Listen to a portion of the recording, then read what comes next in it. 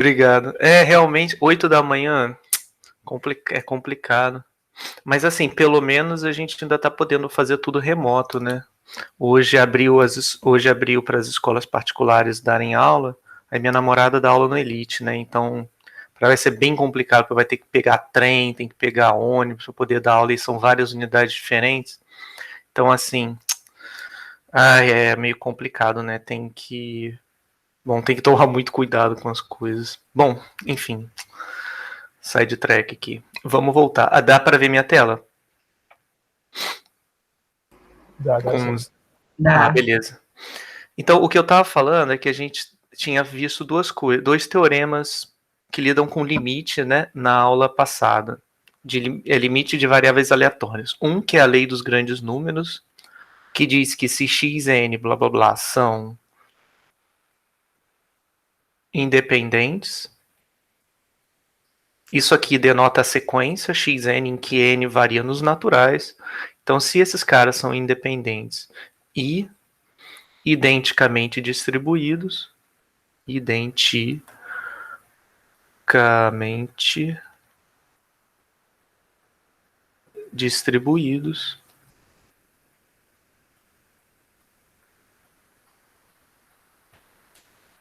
então vale. A gente estava chamando de MN, tá? Mas eu vou passar a usar essa notação aqui. MN, eu vou chamar de X barra, tá? Essa daqui é a média, 1 sobre N, somatório de xi, tá? Onde i vai de 1 até n. Isso aqui, em um certo sentido, converge quando n vai para infinito para mi, que é definido como o valor esperado de xi para todo i, tá? Aí aqui eu podia botar xi, podia botar x1, podia botar x2, porque todos são identicamente distribuídos mesmo. Então, se eles são identicamente distribuídos, têm a mesma distribuição, logo todos têm a mesma média, tá? Então, o que isso aqui está me dizendo? Que a média amostral, né, que é a média dos n primeiros pontos amostrados daquela distribuição, converge para a média da variável aleatória, tá? Isso é o que a lei dos grandes números me diz. E o teorema central do limite me diz de que forma essa convergência se dá, porque para todo n você tem que x barra é uma variável aleatória, então x barra tem uma distribuição, tá? E a gente viu que essa convergência se dá através da distribuição normal. Quanto maior o valor de n, mais próximo o x barra está de ter uma distribuição normal. Então, olha, de novo, o TCL são as mesmas hipóteses, tá? Então, se xn com n nos naturais são independentes e têm a mesma distribuição,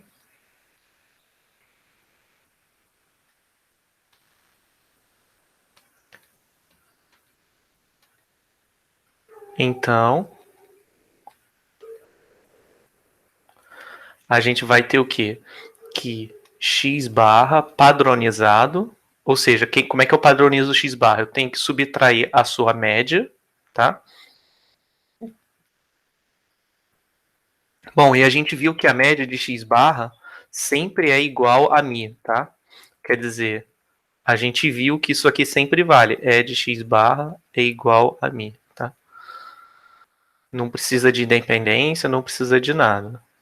Dividido pelo desvio padrão de x barra, que é sigma sobre raiz de n.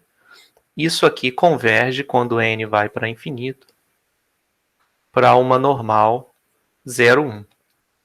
Bom, essa convergência, se essa convergência se dá, eu posso dizer que x barra menos mi dividido por sigma sobre raiz de n é aproximadamente normal 0,1. E essa é a parte que eu vou usar do teorema. Eu vou usar o teorema dessa forma. Por quê?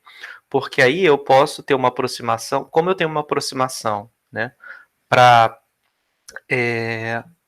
x barra padronizado, que eu vou chamar de z, eu consigo uma aproximação também para x barra, tá? Porque se vale isso aqui, eu tenho. Como é que eu consigo uma aproximação de x barra a partir dessa aproximação para z? Né? Essa aproximação para x barra padronizado. Eu despadronizo, entre aspas. Como é que eu vou fazer isso? Bom, eu posso definir z vezes sigma sobre raiz de n. Quando eu fizer isso, o que acontece? Eu estou multiplicando dos dois lados por sigma sobre raiz de n. Então, do lado direito vai ficar só x menos mi. Se eu somar mi, eu tenho isso é igual a x barra. Concorda? Então, qual é a distribuição dessa variável aleatória aproximadamente? Bom, como essa variável x barra ela é uma combinação, ela é uma transformação afim de uma variável z que é aproximadamente normal, a gente sabe que ela vai ser aproximadamente normal também, né?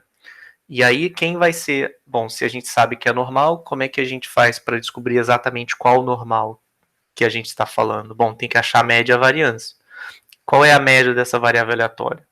Bom, vai ser a média dessa parte, que vai dar 0 vezes essa constante, que é 0, mais mi, que é constante, vai dar mi. Então, a média é mi, tá? E quem é a variância do x barra? Bom, a variância do x barra vai ser a variância dessa quantidade. Isso é aleatório, isso é constante, essa parte não conta para a variância. Então, vai ficar só var de z vezes sigma sobre raiz de n.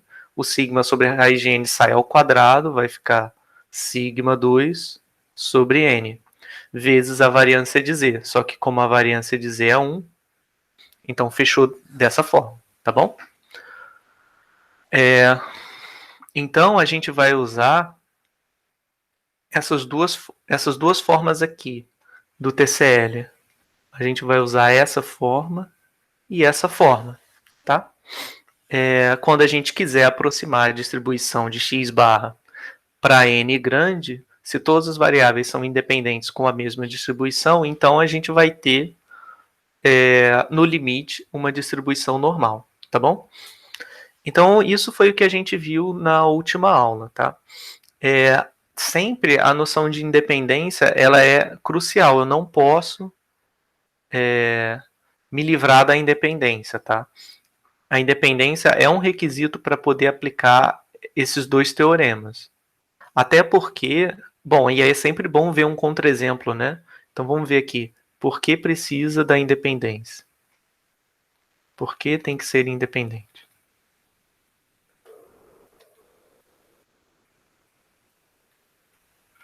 Então por que tem que ser a sequência dos xn's independentes? Aí, bom, como é de praxe, né, o que eu vou fazer, eu vou mostrar um exemplo em que não é em que as variáveis não são independentes e não existe essa noção de convergência.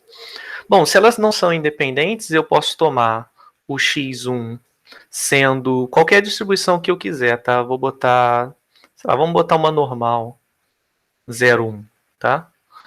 Aí eu vou botar o x2, como é dependente, eu posso botar igual a menos x1, por exemplo, tá? E o x3 eu posso botar igual ao x1. E o x4 eu posso botar igual a menos x1. E eu vou fazendo assim, toda vez que for par, eu defino a minha sequência xn assim, como sendo igual a menos x1, se n é par, e posso botar igual a x1 se n é ímpar.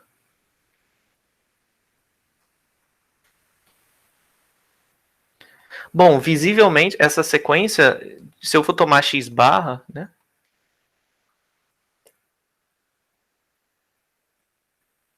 Essa sequência não vai convergir, a x barra padronizado não vai convergir para normal.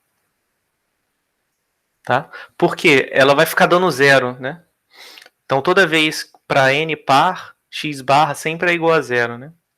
Então, para n par, x barra é igual a zero. Tá? Então, não vai convergir para uma normal. Tá? Porque vai ficar oscilando. A parte ímpar vai ser sempre normal 0,1. mas a parte par vai ser sempre igual a zero. Né?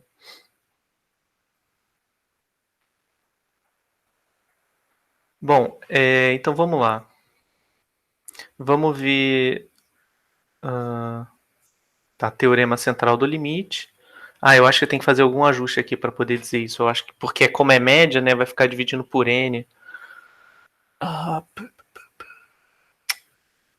Deixa, eu acho que isso não foi um bom exemplo, porque quando. Tudo bem, esse x bar vai dar igual a zero, mas também no limite aqui vai dar normal zero, 1 sobre n, o n vai para zero. Eu achei que esse fosse um bom exemplo. Enfim. Bom, depois eu penso em algum outro exemplo. Eu achava que botar sempre igual a menos 1 ou igual a x1 fosse funcionar, mas eu acho que não. Não, peraí, se bem que.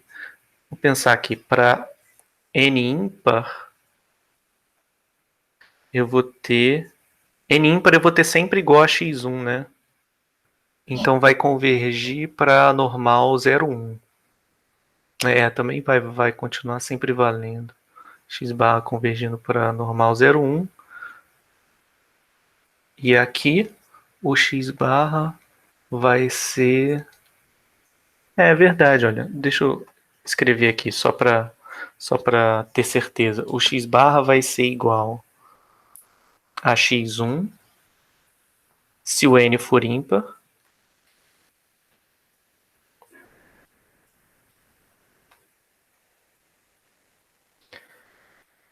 Não, vai ser igual a x1 sobre n.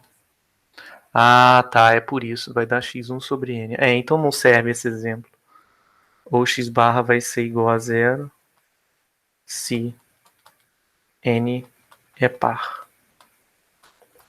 São duas. É uma sequência que se divide em. Tem dois comportamentos. Um comportamento é constante e o outro ela passa a ser x1 sobre n, mas o x1 sobre n também vai convergir para uma constante quando n for para infinito. Não foi um bom exemplo. Achei que eu tivesse um aqui. Depois eu penso em algum para dar um exemplo para vocês, mas a independência é necessária. Bom, vamos ver um exemplo para a gente poder fazer algumas continhas.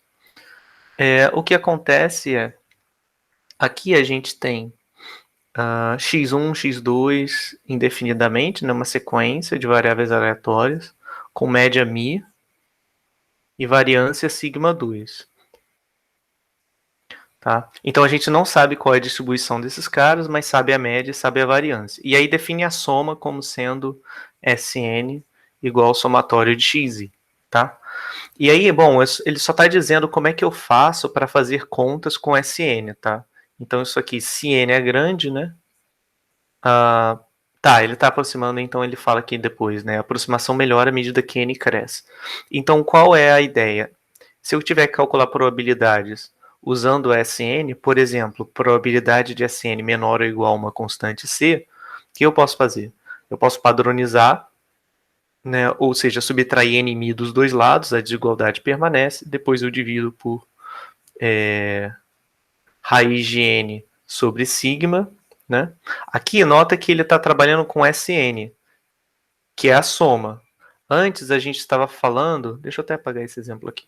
Antes a gente estava falando de x barra, tá? Mas se a gente tem a aproximação para x barra, a gente também vai ter a aproximação para a soma, tá? E é o que ele está fazendo aqui, no exemplo. Então, o teorema central do limite, ele serve tanto para médias quanto para somas. Tá? Por quê? Se eu for definir Sn como sendo igual à soma do xis e indo de 1 até n, né, a gente viu que vale isso, né? X barra tem aproximadamente essa distribuição se n é grande. Se n é grande. Então, Sn, que é essa soma daqui, vai ser igual a n vezes x barra, tá? Bom, e se x barra tem aproximadamente essa distribuição, é porque o Sn tem aproximadamente uma distribuição que é normal também, só que é n vezes x barra. Então, como é que vai ficar esse parâmetro? Esse parâmetro é a média da variável, agora a minha média está sendo multiplicada por n, E a minha variância? A variância está sendo multiplicada por n ao quadrado, né? Porque, bom, aqui é n vezes a variável aleatória. Variância de n vezes variável aleatória vai dar n ao quadrado vezes a variância da variável aleatória. Como aqui está dividido por n, vai ficar só n vezes sigma 2, tá? Então eu posso usar dessas duas formas. Ou eu posso usar essa aproximação quando eu estiver falando de média, ou então eu posso usar essa aproximação quando eu estiver falando de soma, tá? E aí é isso que ele está usando aqui no exemplo, tá? Ele falou assim, bom, então vamos calcular quem é a probabilidade dessa soma das n primeiras variáveis aleatórias ser menor ou igual a c. Vamos supor que esse n é grande o suficiente. Aí a ideia dele foi, vamos padronizar? Então olha como é que ele padronizou. Pegou Sn menos Nmi, que é a média de Sn, e tem que dividir pelo desvio padrão de Sn, que é a raiz da variância, que vai dar a raiz de n vezes sigma, tá bom? Então, com essa padronização, pelo teorema central do limite, isso daqui é uma normal padrão. Ele provavelmente fez isso porque ia usar na tabela, tá? Para poder calcular quem é a probabilidade. Quem é essa probabilidade. Tanto é que, olha só a notação, né? Ele colocou aqui esse sigma acumulado, que é a notação que a gente usa para acumulado da normal 0,1. Isso aqui é a expressão para a função de densidade acumulada da normal 0,1, da normal padrão. Tá? E aí a observação é que essa aproximação melhora à medida que n cresce. Então vamos olhar para esse exemplo aqui. O exemplo diz, carrega-se um avião com 100 caixas, cujos pesos são modelados por variáveis aleatórias uniformes, entre 5 e 50 quilos. Qual é a probabilidade de que o peso total exceda 3.000 quilos? Tá? Então, o que acontece é que ele tem 100 caixas.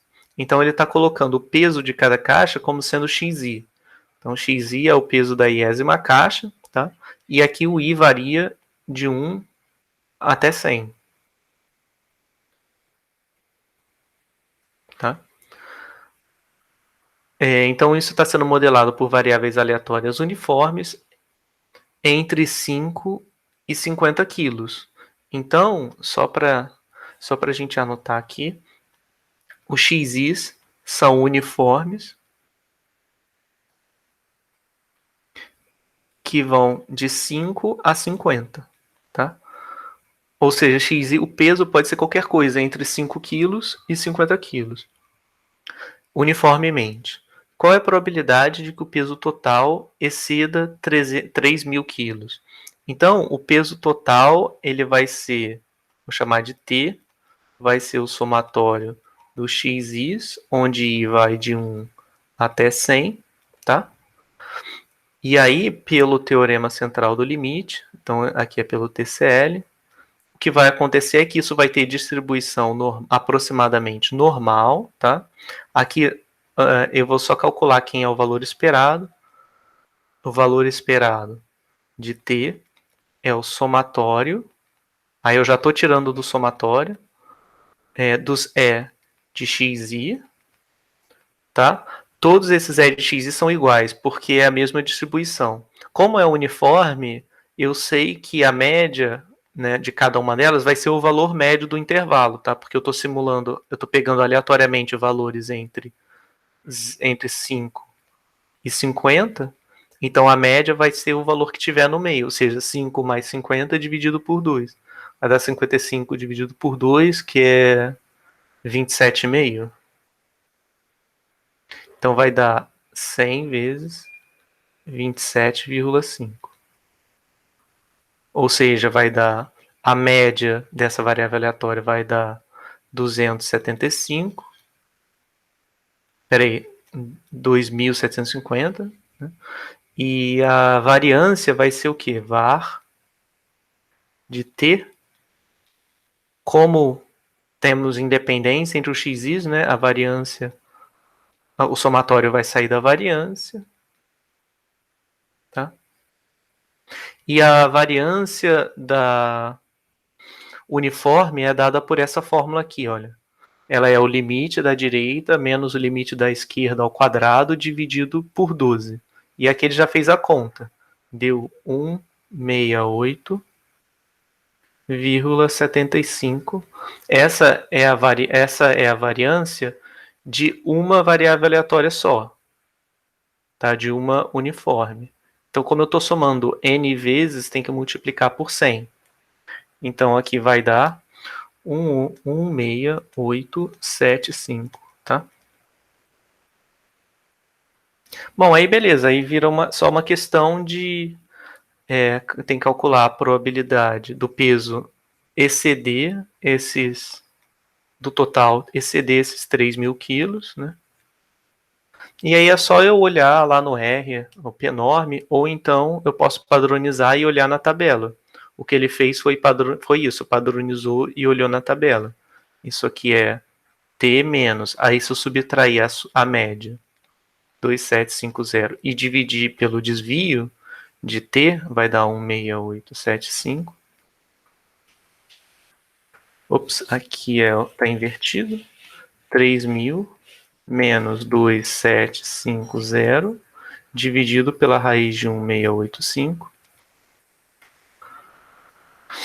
Esse cara eu noto que tem distribuição aproximadamente normal 0,1.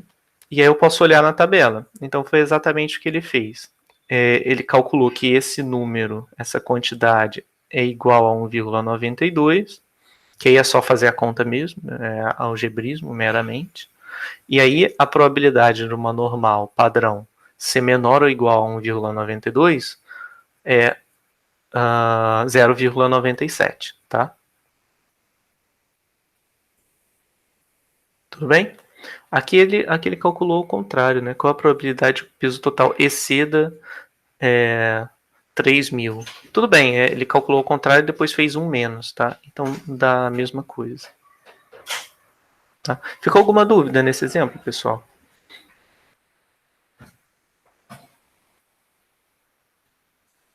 Não, deu pra pegar, eu acho. É a mesma coisa que a gente já vinha fazendo. A única questão é que agora a gente não precisa mais supor que as variáveis aleatórias são normais, né? Se elas não forem normais, a soma, desde que a soma tenha muitos termos, vai ser normal.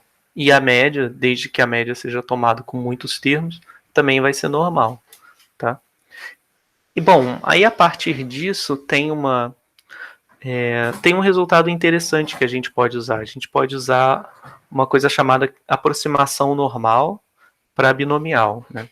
Então a gente tem lá uma variável aleatória que é binomial. Em geral, a gente vai usar essas coisas se essas variáveis tiverem um n muito grande, né? Se essas binomiais tiverem n grande. E a gente faz isso porque, bom, nos dias de hoje não faz tanto sentido usar isso mais, porque o que acontece é que para calcular probabilidades na binomial, onde o n é muito grande, eu tenho que calcular somas, né? Então, se eu tiver, vou colocar aqui uma anotação, eu vou chamar Sn de binomial, dizer que isso é uma variável aleatória binomial np, tá? Em que esse n aqui está indexado pelo n da Sn. Então, se eu tiver que calcular coisas assim, vamos supor que o n é muito grande, tipo, n é igual a 1.000.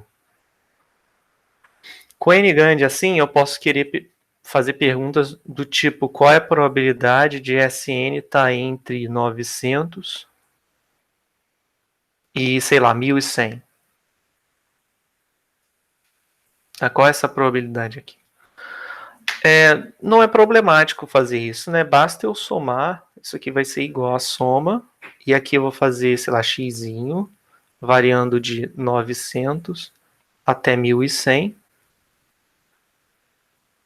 Da PSN. Essa aqui é a função de massa de probabilidade avaliada no ponto x.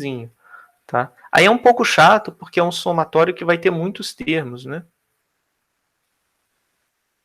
Vai ser n x a x, p elevado a x, 1 menos p elevado a n menos x, tá? Em que aqui esse n é igual a 1.000, tá?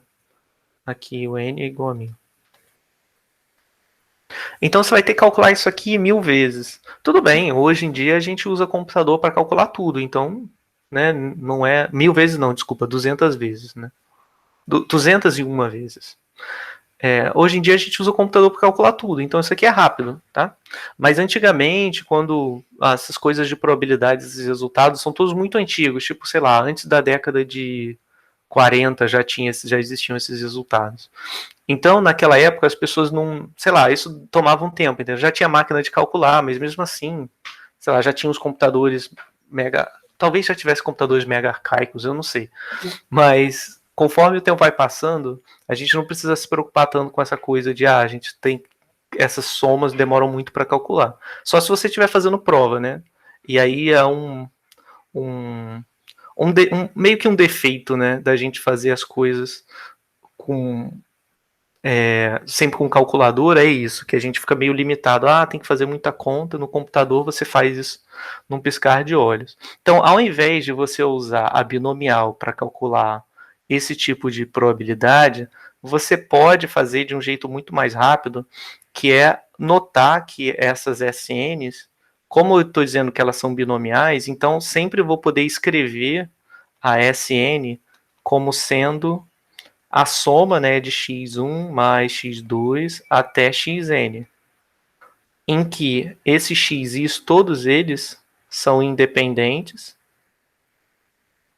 e identicamente distribuídos, todos têm distribuição, deixa eu colocar aqui, ID, que significa independentes, identicamente distribuídos, com distribuição Bernoulli P.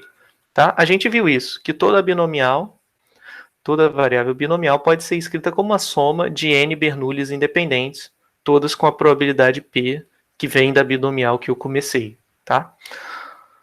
E aí, vendo, como eu posso escrever essa variável como uma soma? Então isso é bem legal, por quê? Porque agora eu posso usar o TCL se eu quiser, tá? Nota que se eu usar o TCL para essa variável, eu estou abrindo mão de usar a distribuição exata da variável aleatória, que é binomial, para aproximar por uma normal. Tá? Aí o interesse em fazer isso é porque é menos conta, porque a normal, enfim, né, a normal é tabelada e é uma variável discreta, é uma variável contínua, então não tem que somar tantos termos. Né? É a questão de resolver uma integral. Tá? O que no fim do dia, eu acho que o objetivo geral de ver essa aproximação não deveria ser para facilitar as contas, mas sim porque alguns resultados lá na frente usam essa aproximação porque eles não vão ser aplicáveis diretamente na binomial. A gente vai ver exemplos assim.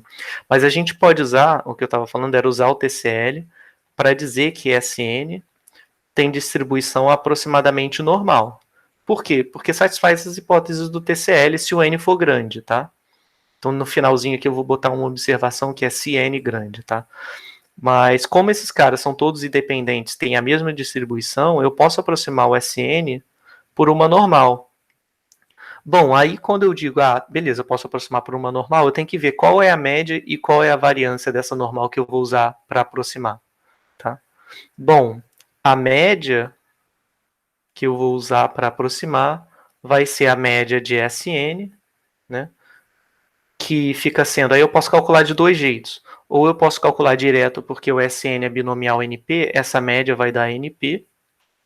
Então aqui eu coloco NP. Tá?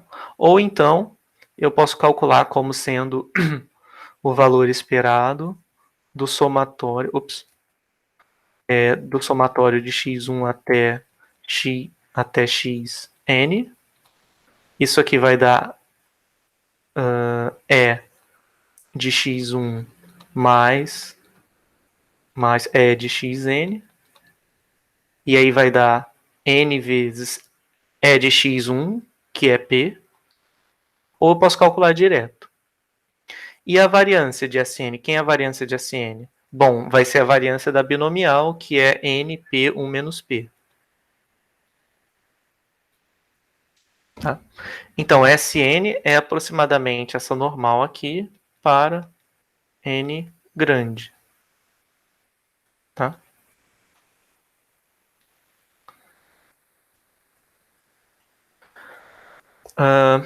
Então, olha só, para eu poder fazer contas com SN, eu vou poder usar essa aproximação da normal. E aí ela é mais fácil de calcular na prática. Se você só tiver uma tabela, você pode calcular usando a tabela da normal, que é mais rápido do que fazer esse tipo de somatório que está aqui em cima, tá? Isso, bom, claro, se você tiver recurso computacional limitado, né? Mas aí, e aí é o mesmo raciocínio, olha, sempre pensando em usar bom, então pensando em usar a tabela, como é que eu faria? Se eu tiver que calcular a probabilidade de SN estar entre dois valores, eu padronizo nas três partes da desigualdade, e aí eu vou ter L menos a média, que é NP, dividido pela raiz da variância, tá? Em todos os lados. Esse cara aqui fica sendo aproximadamente normal 0,1 pelo TCL. E aí eu só uso acumulado. Eu uso acumulado da normal 0,1 nesse ponto, subtraio pela acumulada nesse outro ponto aqui, tá?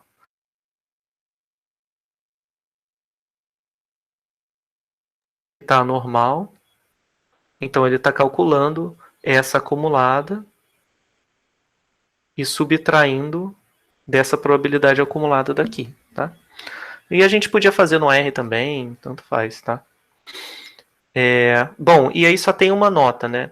Que N tem que ser grande para que a aproximação seja boa, beleza, mas isso também vai depender, em um menor grau, né, do valor de P. Por quê? Para alguns valores de P eu não vou precisar de N tão grande assim. Se P for próximo de 0,5, o meu N não precisa ser tão grande. Então, por isso tem essa restrição aqui, tá? Isso por quê? Porque se o P for 0,5, as variáveis, a Bernoulli, ela já vai ser simétrica, tá? Eu já vou começar com x1, né, sendo simétrico.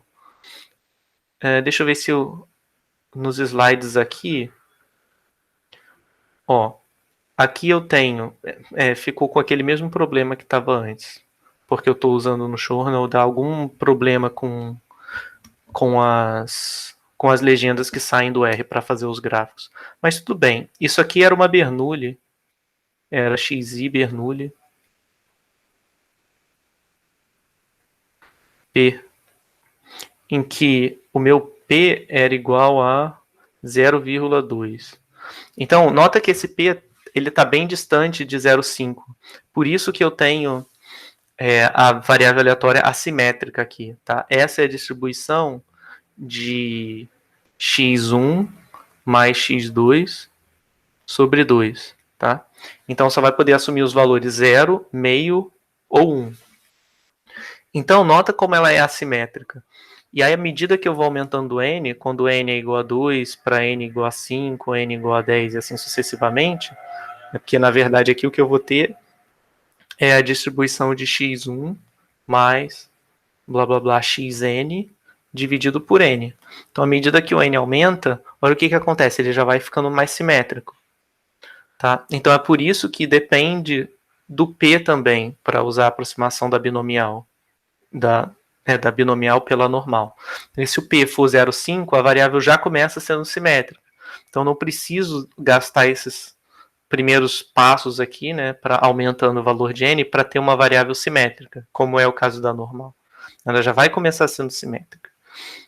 Então é daí que vem essa regra de bolso aqui, olha, que diz, se o n vezes o p vezes 1 menos p tem que ser maior ou igual a 3. Tá? E por que raios tem isso, né?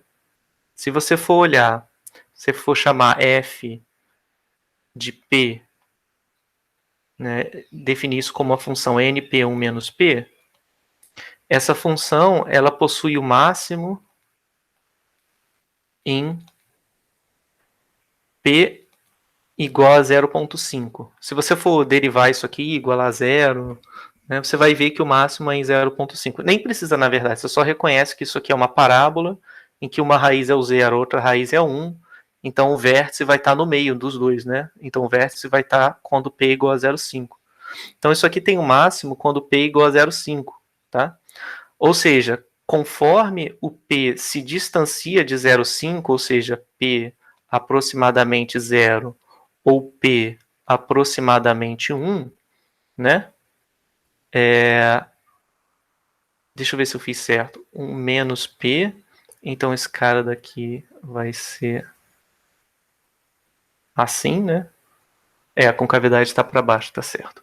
Porque tem um menos aqui na frente do P.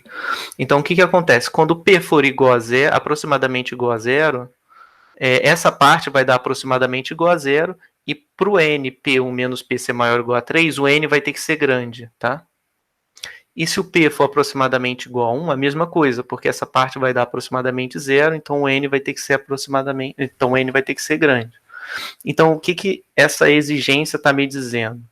Ela está me dizendo, olha, o N tem que ser grande e os P's também tem que ser não muito próximos de 0 ou de 1, que são os valores extremos. Caso o P esteja próximo entre 0 e 1, você vai ter que tomar N's maiores do que você precisaria quando o P é igual a 0,5, que é o caso em que você já tem assimetria, tá bom? Então é só uma forma, isso aqui é só uma forma abreviada de, com uma condição apenas, você satisfazer as duas coisas. O N tem que ser grande, mas ele tem que ser grande dependendo do valor de P. Quanto mais próximo dos extremos 0 e 1, maior tem que ser o valor de N para que a aproximação da binomial pela normal faça sentido, tá? Ficou alguma dúvida, pessoal, nessas coisas? Ou deu para entender numa boa? Eu acho que a única coisa que varia é que você vai ter, é como você calcula o valor esperado e a variância, né? Porque se você começou com Bernoulli, você tem que ajustar e calcular a média e a variância pela Bernoulli, tá? Se fosse outra coisa, tipo Poisson, aí você aproximaria pela média e a variância da Poisson, e assim sucessivamente, tá? Então vamos só ver mais uma última coisa antes da gente terminar, que é a correção de continuidade, né? Porque o que acontece? A gente tem que Sn sendo binomial, Sn é discreta, tá? Enquanto que a aproximante, né, a função que a gente está usando para aproximar a distribuição, né, é normal, que é contínua. Então tem uma aproximação aí que a gente precisa fazer para melhorar a qualidade do nosso método de aproximação, que é a correção de continuidade. O que acontece? Bom, a gente viu lá em cima que essa probabilidade pode ser expressa aproximadamente como sendo essa diferença, né? Que vai ser entre a acumulada da normal padrão avaliada no ponto M padronizado, que significa subtraído da média e dividido pela variância, né, das minhas variáveis aleatórias Sn. Então eu faço a acumulada da normal padrão nesse ponto padronizado e subtraio pela mesma acumulada, mas avaliada nesse ponto, né, padronizado. Então é isso que está sendo feito nessas duas partes. Então o que acontece? Olha só, se a gente considerar o caso em que L é igual a M, a gente tem uma expressão que vai retornar zero do lado direito, certo? Se o L for igual a M, como eu estou aproximando por uma normal que é contínua, isso aqui vai dar P, se o L for igual a M, então aqui a gente vai ter P de Sn igual a M. Na binomial, isso aqui daria N, MAM, PM, 1 menos P, N menos M, que é estritamente positivo. Agora, desse lado daqui, essa probabilidade daria zero, tá? Porque quando você for substituir o L igual a M aqui, os dois lados ficam iguais, então vai dar zero. Ou seja, eu estaria sempre estimando a probabilidade pontual de Sn por zero, tá? O que não é muito legal, porque aqui isso decorre diretamente do fato de que eu estou usando uma variável que é contínua para aproximar uma que é discreta. Então, para evitar esse tipo de problema, a gente pode usar a correção de continuidade. A correção de continuidade diz o seguinte: olha, eu começo com interesse em calcular essa probabilidade aqui. Aí eu noto que Sn só pode assumir os valores inteiros. Então essa probabilidade é a mesma se eu subtrair 0,5 do lado esquerdo e somar 0,5 do lado direito, concorda? Porque como Sn é só inteiro, né? E aqui eu estou com menor ou igual e menor ou igual, o que acontece é que eu não estou excluindo ninguém quando eu subtraio 0,5 aqui e quando eu somo 0,5 desse lado. Tá? Então essas probabilidades são exatamente iguais. Aqui não é aproximação, porque os SN são discretos, só podem assumir valores inteiros, positivos, né? Ou zero. E aí, quando eu faço isso, conserta esse problema, né? Por quê? Porque aí, olha só o que eu vou ter. Agora, quando eu for padronizar e tal, fazer as contas usando a acumulada da normal padrão, o que eu vou fazer vai ficar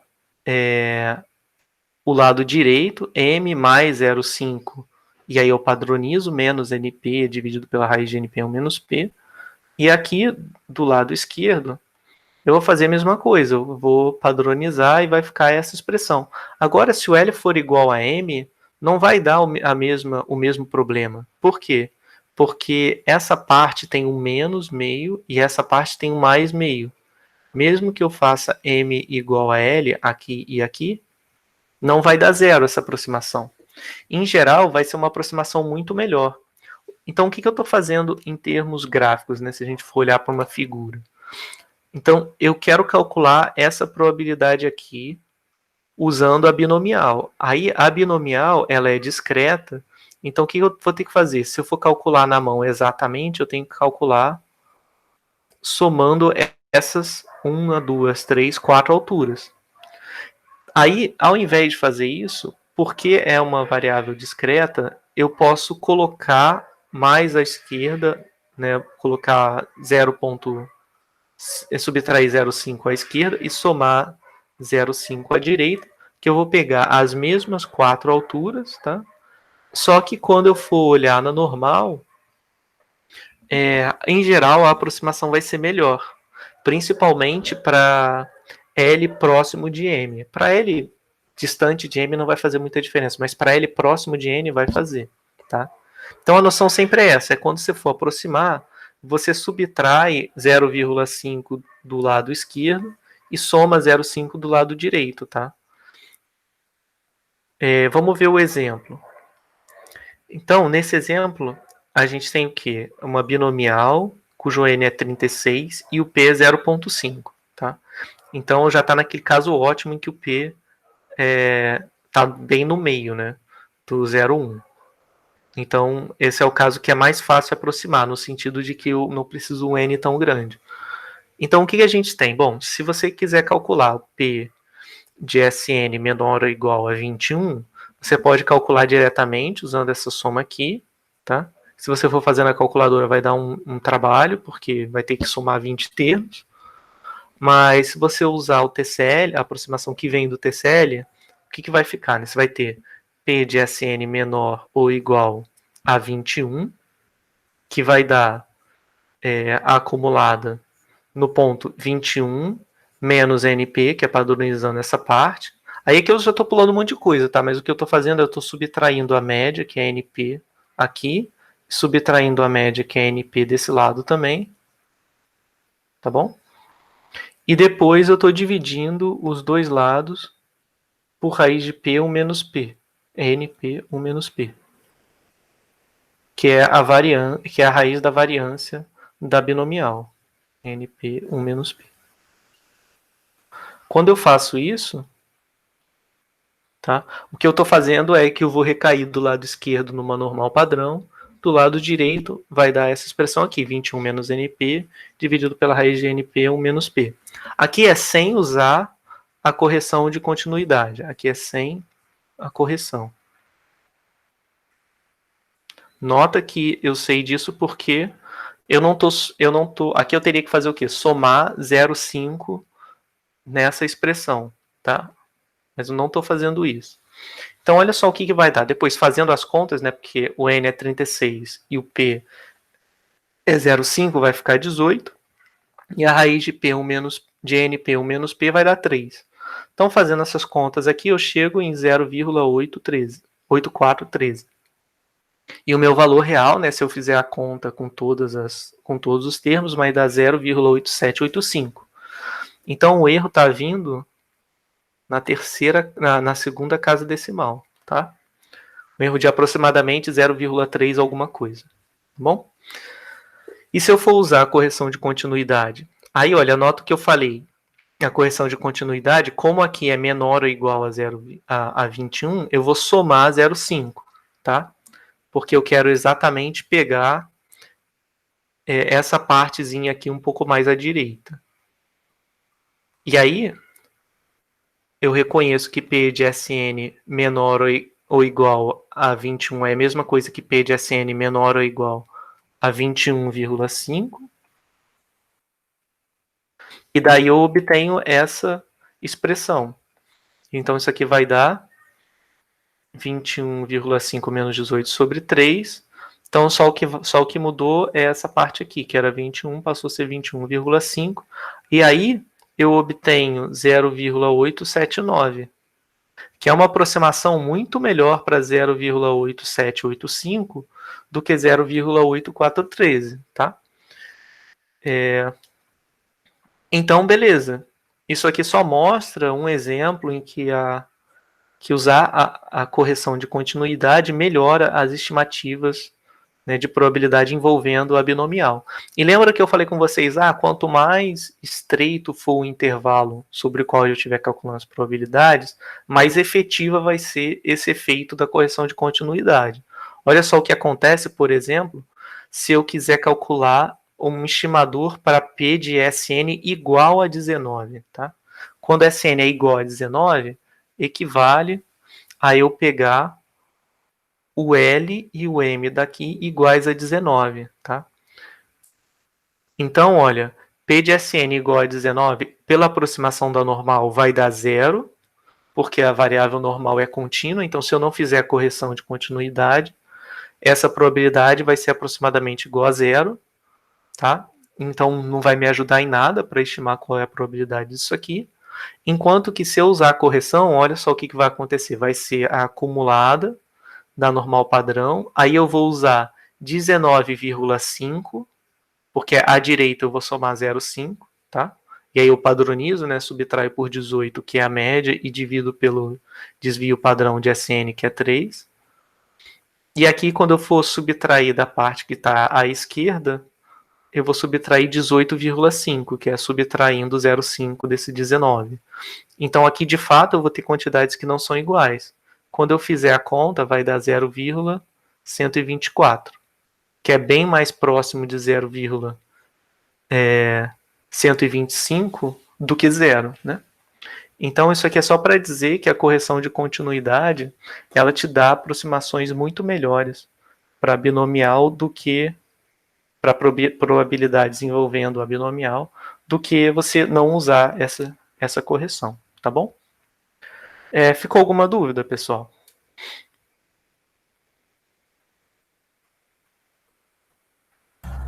Professor, Oi.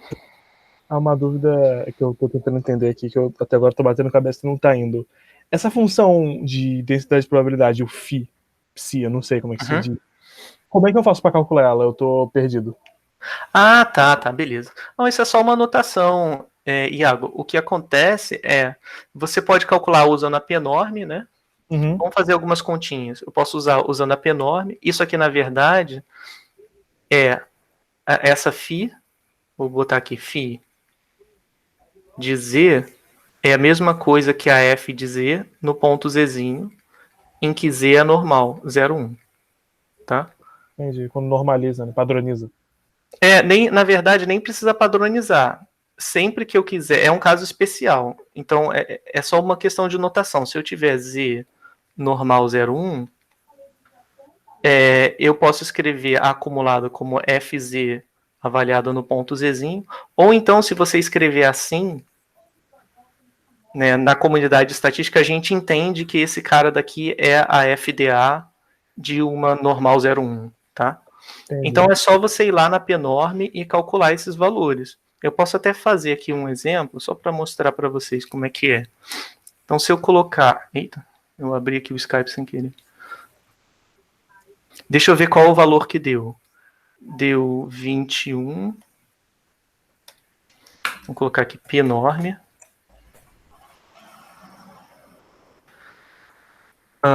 No ponto 21,5 menos 18 dividido por 3. Aqui tem que fechar. Então, ele vai me dar esse 0,879. Ops. Aqui. 0,87, ele deu 0, ah. Ele transformou certinho. Pois é. Eu tenho que arrastar para cá. Então dá 0,87832. Então, né? Aproximadamente o 879 que ele me deu ali, tá? Então é só isso, é só uma questão de notação, de nada. Ficou mais alguma dúvida, pessoal?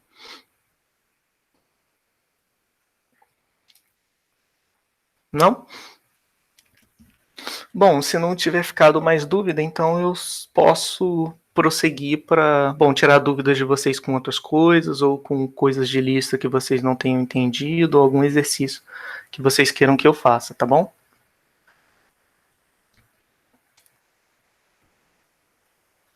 Alguém tem alguma questão de alguma das listas, ou algo assim que queira que eu resolva, ou que tenha tentado fazer e tenha ficado com dúvida? Eu tenho uma questão. Ah, tá. É referente a... que eu já vou abrindo aqui. É a lista do capítulo 3 e 5. É a lista 3. Tá,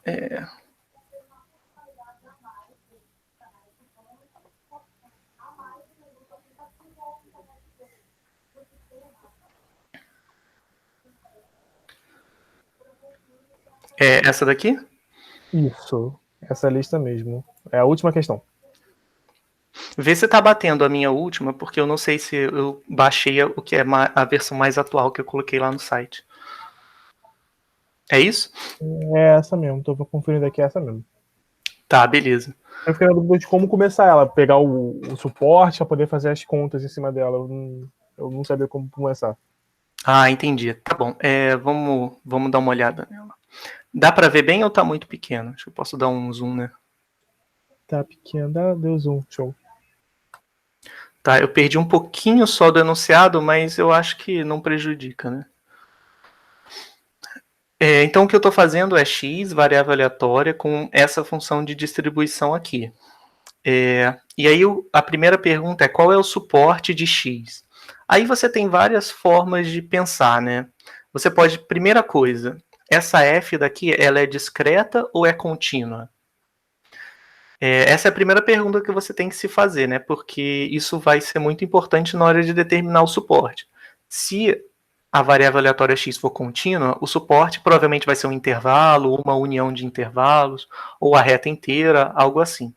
Enquanto que se o suporte for discreto, então o que acontece? O que vai acontecer é que vai ser um conjunto discreto de valores. Então vamos tentar descobrir isso pela acumulada, né?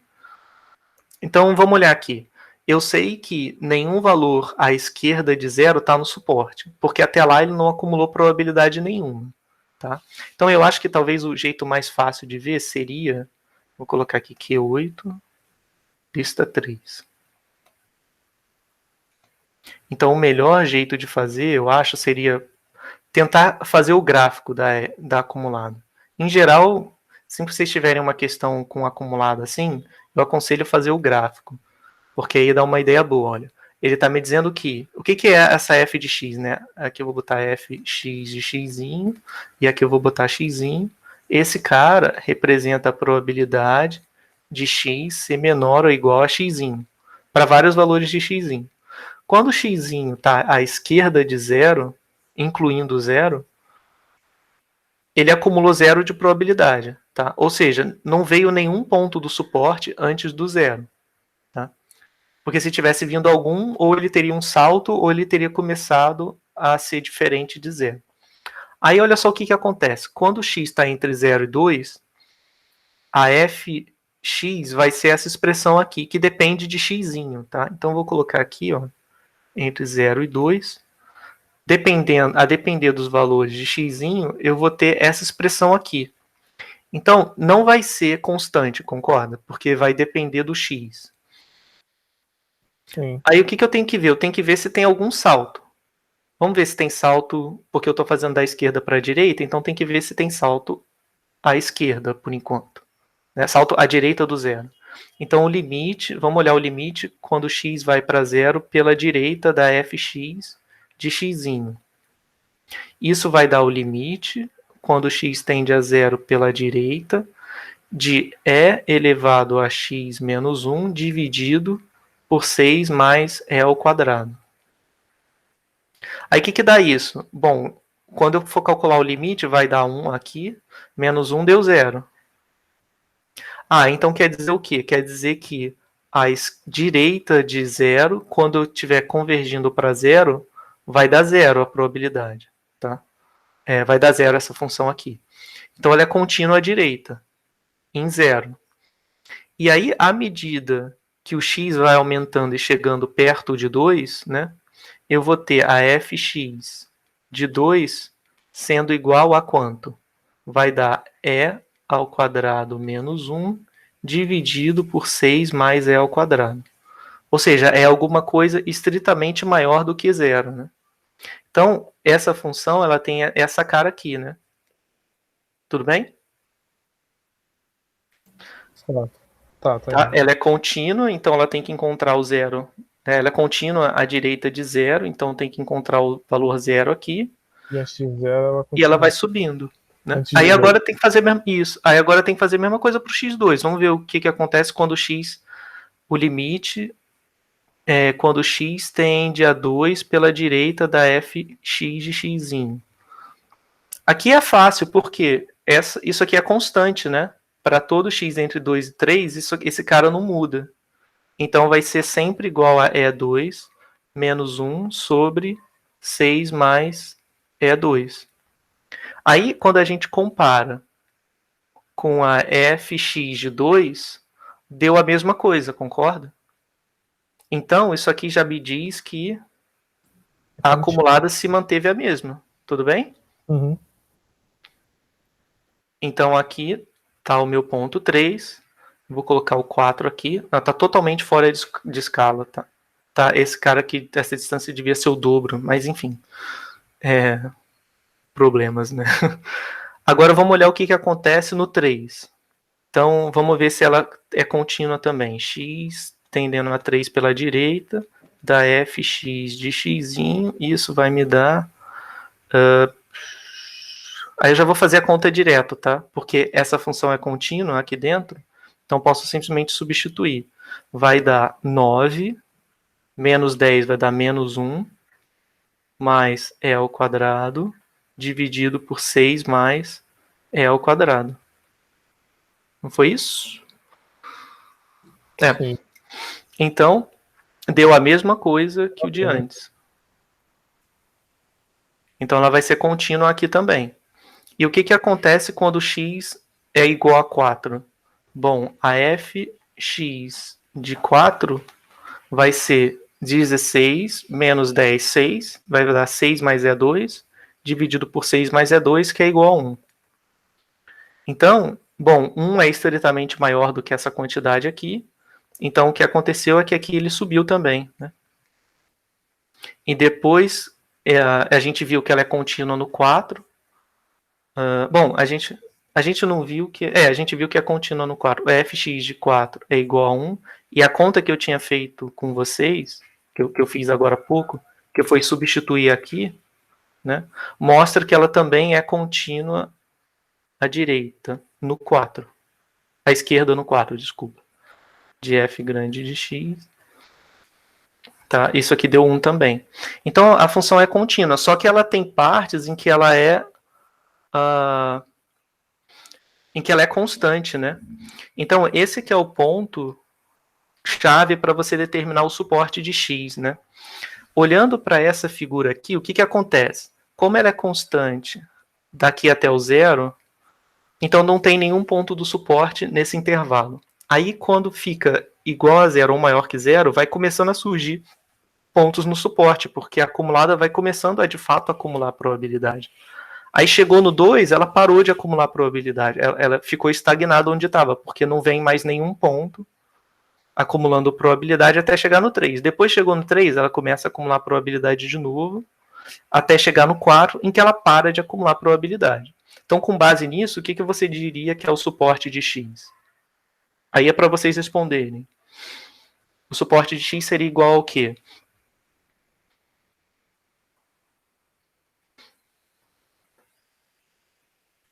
Entre 0, 2 e 3 e 4? Exatamente. Então vai ser entre 0 e 2. No 2 e 3 não tem ninguém, então eu tenho que calcular a união 3 e 4. Tá bom? Entendi. Então é sempre assim, sempre que você tiver acumulada, em que aonde a acumulada se tiver constante é porque não teve nenhum ponto acumulando probabilidade, né? Então você exclui do suporte, tá?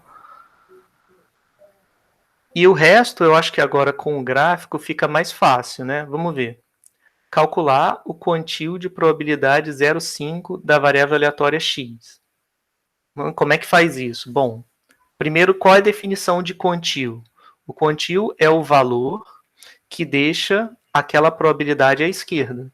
Ou seja, aqui é o valor no eixo x, vou chamar de Q, tal que o P de x menor ou igual a Q é igual a 0,5, tá? Então, o que você tem que fazer? Você tem, na verdade, 3 intervalos possíveis para Q. Para o Q estar, né? Ou o Q está entre 0 e 2, ou o Q está entre 2 e 3, ou o Q está entre 3 e 4. Como é que eu sei aonde que o Q vai estar? Vai depender de qual desses valores de Q deixam 0,5 para a esquerda, né? Tem aqui 0,5, tá? E assim sucessivamente. Então, o que eu tenho que fazer? Eu tenho que tentar descobrir primeiro aonde o Q está. Tá? O Q pode estar entre 0 e 2, então vamos supor que o Q esteja entre 0 e 2. Né? Vamos tentar olhar aqui o quantio. Eu tenho que achar que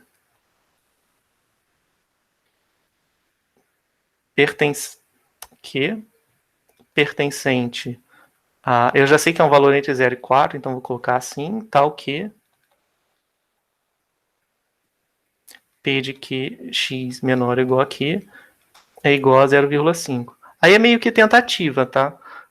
Como você faz? Você tem que olhar P de x menor ou igual a 2. Tá? Vamos ver, se o P de x menor ou igual a 2 for menor que 0,5, aí eu sei que o Q, o quantio, está à direita de 2. Então, isso aqui vai dar P de x menor ou igual a 2, deu E elevado a 2 menos 1, né, pela formulação aqui, dividido por 6 mais E2. Aí eu tenho que fazer a conta.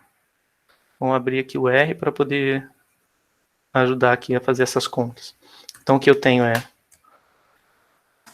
E elevado, eu calculo como ESP, tá? Vai dar ESP de 2 menos 1 dividido por 6 mais ESP de 2. 6 mais ESP de 2. Tá? Sempre que é Ctrl Enter. Ele deu, olha, 0,4771, que é menor do que 0,5. Então, o Q não está nesse intervalo, tá? Então, eu sei, daqui eu sei que o Q não pertence ao intervalo 0,2, tá bom?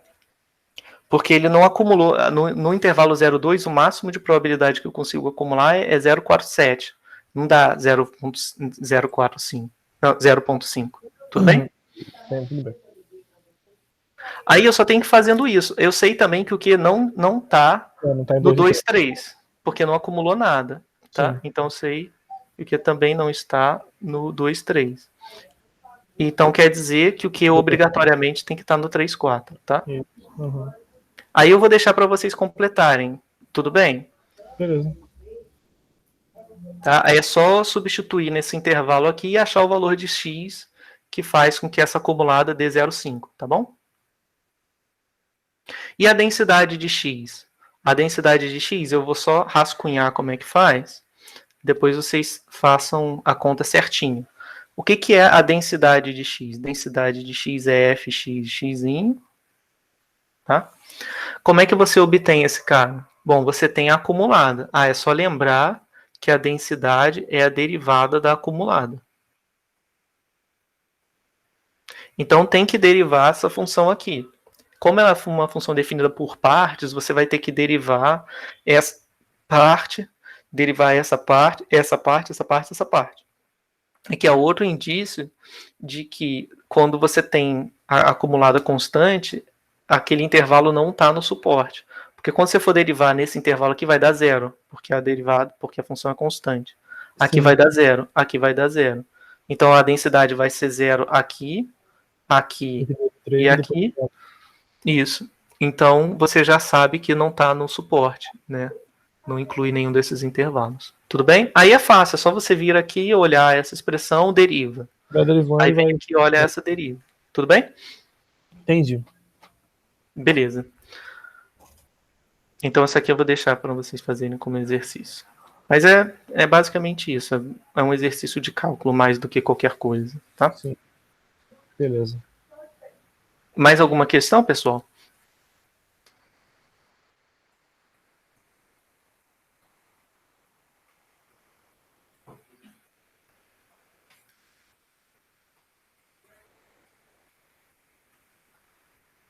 Eu não tenho mais dúvida. Eu tive essa no caso. Tá. Alguém mais?